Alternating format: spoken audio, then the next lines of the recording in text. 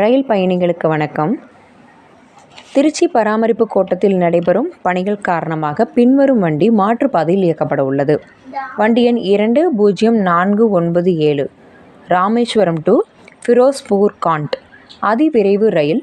ராமேஸ்வரத்திலிருந்து இரவு 10:45 மணிக்கு கிளம்பக்கூடிய இந்த வண்டியானது அக்டோபர் 9 அன்று திருச்சிராப்பள்ளி, கரூர், சேலம், ஜோலார்பேட்டை, காட்பாடி, அரக்கோணம், பெரம்பூர் மற்றும் குண்டூர் வழியாக இயக்கப்பட உள்ளது. அரியலூர், விழுப்புரம், செங்கல்பட்டு, சென்னை எக்மோர் தவிர்க்கப்பட்டுள்ளது. பயணிகளின் வசதிக்காக சேலம், ஜோலார்பேட்டை, காட்பாடி, அரக்கோணம், பெரம்பூர் நிலையங்களில் ரயில் நின்று செல்லும்.